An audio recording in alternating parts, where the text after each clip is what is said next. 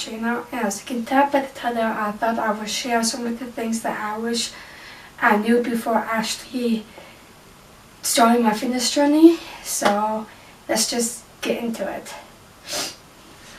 My first thing is that the results that I would want to see within the 1 or 2 months is most likely going to take much longer than that. I feel like what you see on social media, or everybody always promotes, yeah, you will get this, or if you do these type of workouts and everything, you would get these results as quick as possible, and I feel like that's not realistic. Yes, some diets and stuff like that, you might lose a lot of weight, but most of the time, when you go back to normal, you go and gain all of that weight back, and you might gain more. So the results that you truly want is going to take a lot more time. Number 2 is discipline is everything, and that motivation. So everybody always relies on motivation. You need motivation, and that's how you're going to get your results. But in reality is, yeah, there's going to be days you're going to have motivation to go to the gym and everything, and but most of the time you're not going to have that motivation and everything. So the discipline, like, oh yeah, okay, I do not have motivation, I'm too tired because of this, of that, or whatever the reason, well, then you're just going to give up. Well, when you have discipline, whether you have motivation or not, you're going to get the results that you want. So this discipline is always key, and I think everybody just goes over that and doesn't, and they all rely on motivation. Number 3, going to the gym won't be the most difficult thing to do. The food is. So me personally, I feel like going to the gym, do the workouts and everything is a lot easier to do said and done. But I feel like the food is the most difficult, because that's the one that you're going to see a lot more results that you want. So like, you can go to the gym, but if you don't change the food that you are eating, you're not going to see the results. And finding the type of diet that works for you is also more difficult. So because some people might thrive on a vegan diet and some people can't, and I think that's just reality. I think it has to do with the genetics and all that. But eating the food and trying to be more disciplined on the food than going to the gym, I feel like that's just a lot more difficult to do. Number 4 is your genetics. How much you sleep, you're getting, how stressed you are, plays a big role. And it takes a while to realize that, because everybody always has that mindset, in order to lose weight, you need to work out. Yes, working out is going to help, but I saw a couple of videos where they show on how many percentage on how like working out and everything has an effect, and working out is a very small percentage, and your genetics play in a role, because everyone's genetics are different. So like, if you want to lose fat, you can't lose fat on a specific area, because of genetics. Genetics plays a lot of role. Some people might lose fat in the thighs first, whereas some other people, they might lose their fat in the arms first. So genetics definitely plays a role, and stress and how much you're sleeping definitely plays a role with your hormones. And if you're always so stressed, and you're not getting enough sleep, that's going to trigger your brain like, oh, I'm hungry, I need to eat. When in reality, that's not the case. You just need to sleep and everything. So I feel like those things definitely play a role of trying to lose weight. Number 5 is everybody can eat the same and do the same workouts, but won't have the same results. So I always see like people saying, yeah, if I do this workout and everything, I'm going to have that type of body, which is very, very unrealistic, because genetics do play in a role. So they might not have a body, same type of body as you, or they might not be the same age, or genetics definitely plays in a role. So that you do the same thing and everything, but you might be a little more thicker compared to that person. And that's just how genetics works. So genetics is definitely the same thing.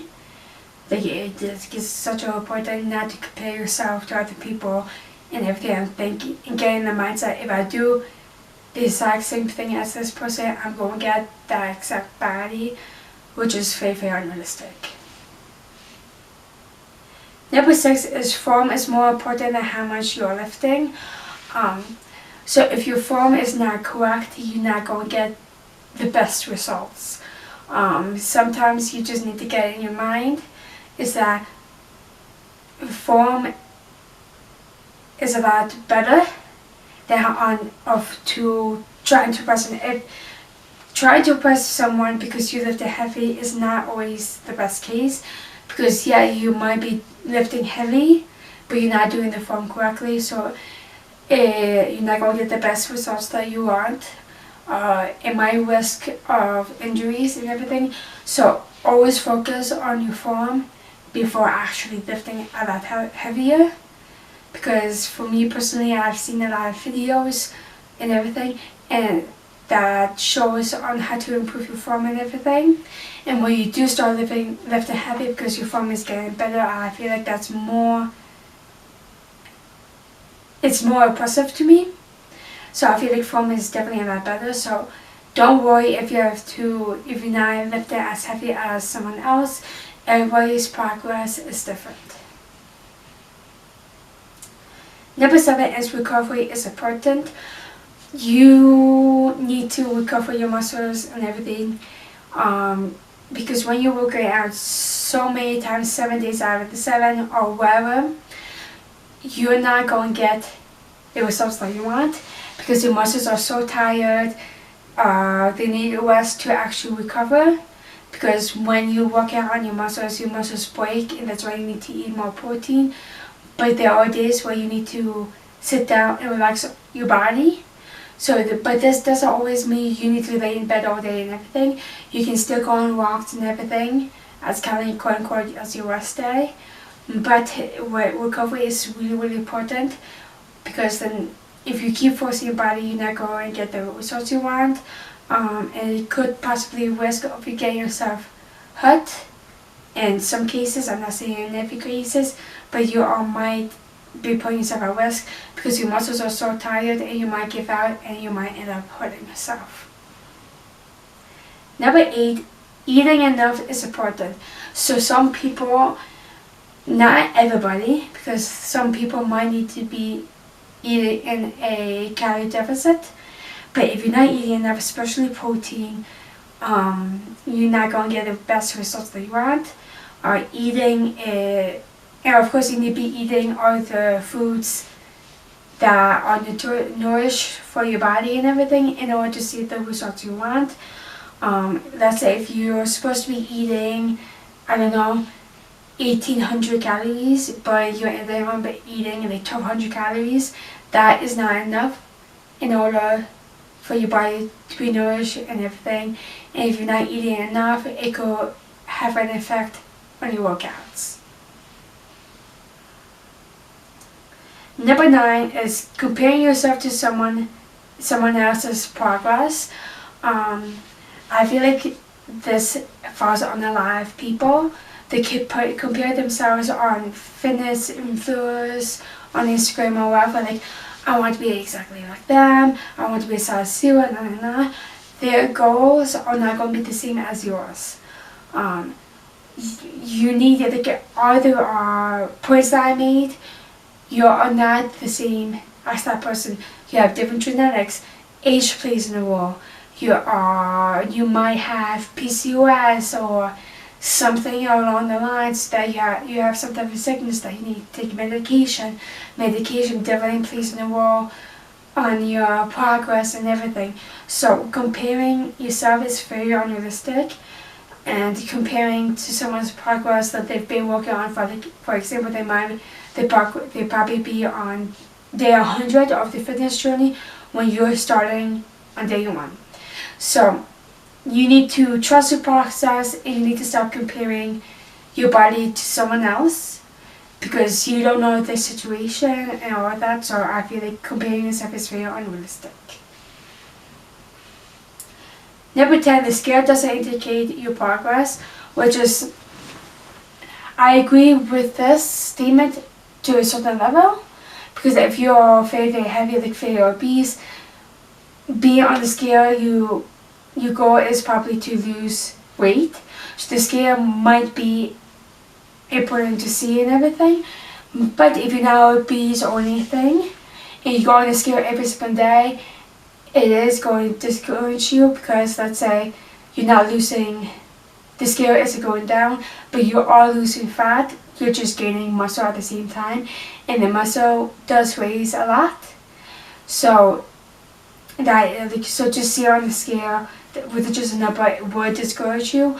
I do have a scale where I bought, where it comes in with an app and calculates your body weight, muscle mass, how much fat you have, water weight, and all that. So it gives you somewhat a good idea. But go on the scale at the same time every single day, it's not the healthiest way to do, because then you're going to put in your mind like, what's the point of continuing, because I'm not seeing any progress on the scale. For me, my best advice is, if you want to see progress, take pictures, because you can see much better with the pictures from before and after, and I feel like that's the best results to see, because seeing yourself every single day in the mirror, you're not going to see your progress. When you compare it to from old pictures, like, oh yeah, okay, I can start seeing that I'm starting to get more definition in my legs. Maybe that's why I'm not losing, the scale isn't going down. There are multiple reasons, but do not go on the scale every single day. Number 11 is follow a workout plan is very important. So, I feel like if you just do random workouts, you're not going to see progress. When you follow a workout plan, and sometimes you might need to switch workout plans or everything, but in order to see results, you need to follow a workout plan. I think I've read, you need to stay with a workout plan that at least 6 weeks in order to see the results, if it's working for you or not. So that's like I said, the progress into your fitness journey is going to take for like a while, and it depends on the diet and the workout plan that you're doing is going to work for you. But in order to see that it's going to work for you, is following that plan at least about 6 weeks, I believe, in order to see the results on how, if it's working or not. Well, I feel like when you just do a video, different types of workout every single day, you follow your workout plan from Instagram and all that, it's not the best results that you're going to get. Number 12 is pushing past your limits, and I feel like when you do that, that's the best results you're going to see, pushing yourself past your limits. So like an example, you usually do 8 reps, and that might be difficult, but let's say you can do 2 more reps, and just to push yourself to do 2 more reps, even though like you feel tired, you want to give up and everything. I feel like pushing yourself to those limits, you're going to see improvement much faster. Number 13 is eating healthy isn't always eating salads or chicken always. I feel like everybody has the mindset of, I need to eat chicken and rice every single day and everything, and you just feel so miserable because you're eating the same thing every single day and everything. I feel like following the rule of eating 80 out of 20, I feel like that's the best results for a lot of people starting off the fitness journey. So like 80% of your diet is really healthy, and then you have your 20% of eating pizza or whatever. And I feel like people are getting stuck in the mindset where, if I have 1 piece of chocolate, I'm going to gain 5 pounds. I feel like a lot of people misunderstand, yes, eating chocolate is not the healthiest. By having 1 bar, you're not going to eat fat on 1 bar and gain 5 kilograms.